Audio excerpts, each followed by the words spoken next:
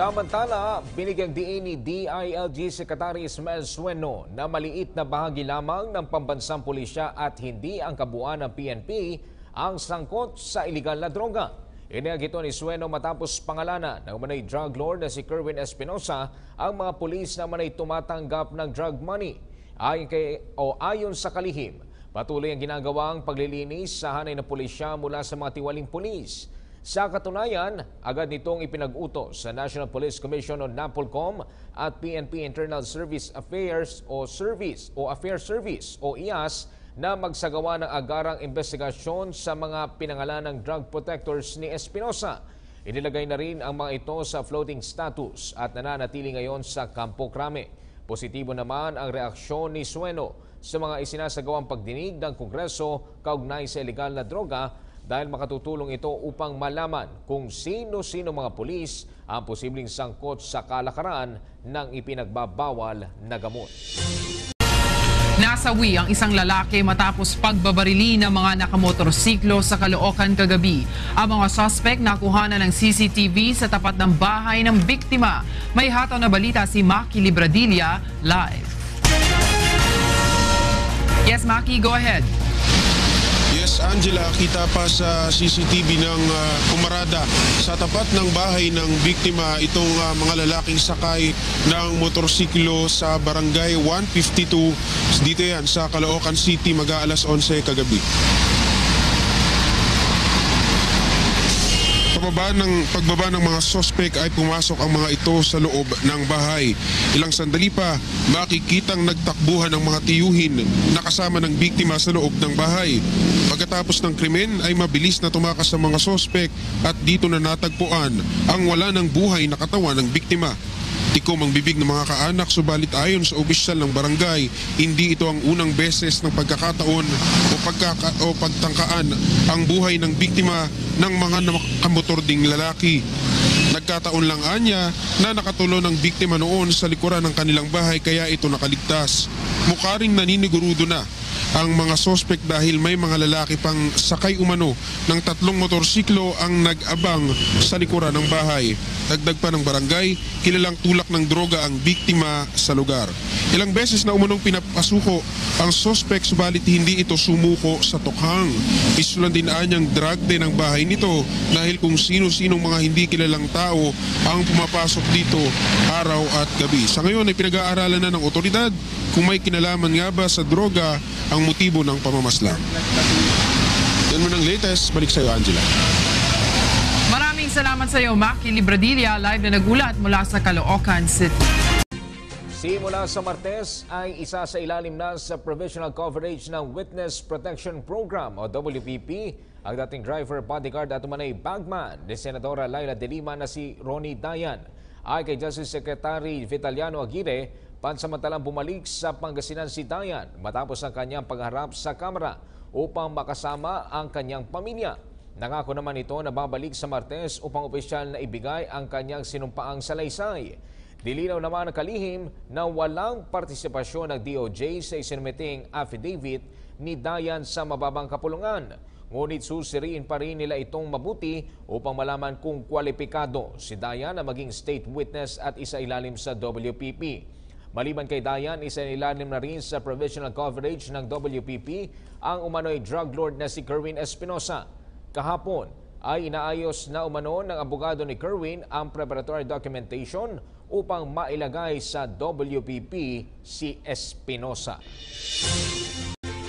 Naniniwala si Vice President Leni Robredo na dapat sagutin ni Senadora Leila De Lima ang mga aligasyon laban sa kanya.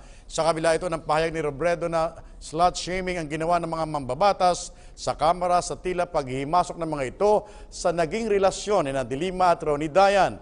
Ayon kay Robredo, hiwalay na isyu ito sa mga akusasyon laban sa senadora, kabilang na ang pagtanggap di umano nito ng drug money sa naganap na pagdinig sa Kamara kamakailan. Sinabi ni Dayan na tumanggap siya ng drug money mula kay Kerwin Espinosa sa ngalan ni De Lima. Hindi pa umano nakakausap ni Robredo si De Lima ng personal, subalit naniniwala itong makakayanan ng senadora ang mga isyong ibinabato laban sa kanya. Hindi naman umano maaaring basta tanggalin ng Senado si Senator Laila de Lima dahil sa umano'y pagpigil nito kay Ronnie Dayan na humarap sa pagdinig ng Kamara. Mula sa Pasay City, may report si Joyce Balancio live. Yes, Joyce, go ahead. Yes, magandang gabi sa iyo, Angela. May prosesong kailangan pagdaanan at hindi agad maaaring tanggalin si Senator Laila de Lima bilang isang senador. Ito ang naging tugon ni Senate President Aquilino Pimentel III sa naging hamon ni Kabayan Representative Harry Roque na dapat ang Senado na anya mismo ang mag-dismiss kay Senator Laila de Lima dahil sa umanay pagpigil niya sa kanyang dating bodyguard at driver na si Ronnie Dayan na umattend o dumalo sa pagdinig ng Kamara. Kailangan muna magsagawa ng mini-trial ang House of Representatives upang talakayin kung may sapat na basihan ba para i-cite for contempt si Senator Laila de Lima. Ayon kay Senate President Aquilino Pimentel III, premature pa ang hamon ni Representative Harry Roque gayong wala pang due process sa Kamara. Dapat anya ay matitermina muna ng Kamara kung may pagkakamali ba ang senador at saka sila magsumite ng rekomendasyon sa Senado. Maaari anyang idaan ito sa pamamagitan ng isang ethics complaint at ang pag-contempt kay de Lima na siya naman tatanggapin ng Senate Ethics Committee. Sunod itong titignan ng komite kung may jurisdiction sila sa proseso ng reklamo at upang maglabas na rin ng rekomendasyon matapos ito. Pakinggan natin ang bahagi ng pahayag ni Senator Pimentel na siyang sagot niya sa hamon ni Representative Harry Roque. We are still in this situation. Then how come there's a member of Congress telling the Senate what to do when the House has not even heard the incident, has not even charged her with anything, has not even come up with the final finding or solution or order. So very premature. Kaya let us not be too excited about this.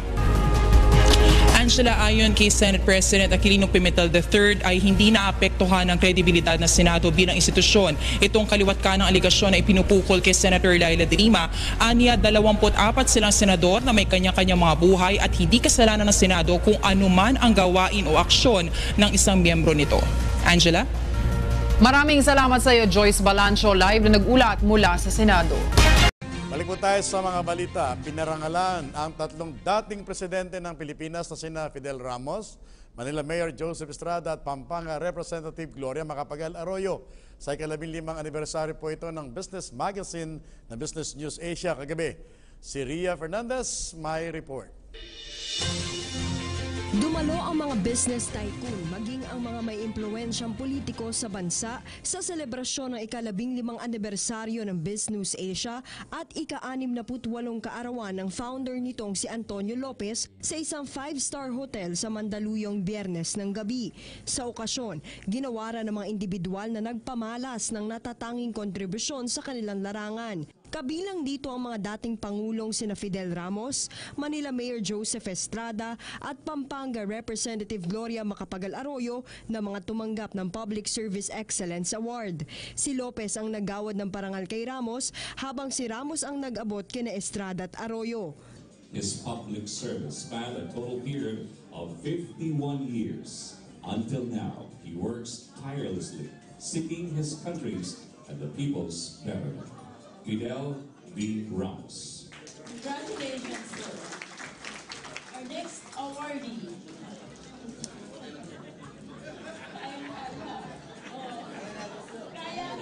Economic governance and compliance with national directives.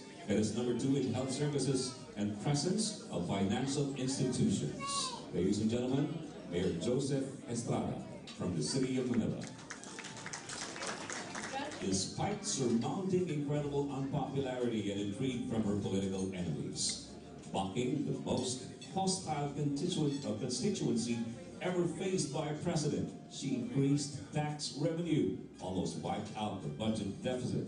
No other president before her could do that, and poured money into infrastructure to modernize the economy, stimulate business, and make the people upwardly mobile. She built 3 nautical highways connecting the archipelago from north to south. Former President and Pampanga's 2nd District Representative Gloria Macapagal Arroyo. Congratulations, ma'am. To Chairman Herbosa, then we can have our dinner. Public Service Excellence Awardees din sina Attorney Teresita Herbosa, Chairperson ng Securities and Exchange Commission o SEC, and bringing about unprecedented economic boom. Lilia is a veritable national treasure. at si dating Philippine Economic Zone Authority o PEZA Director General Lilia de Lima. Iginawad naman kay Senadora Loren Legarda ang Green Advocacy Award dahil sa pagsisikap nitong mapataas ang kamalayan ng publiko sa kahalagahan ng pangangalaga ng kalikasan. Para sa PTV News, Ria Fernandez.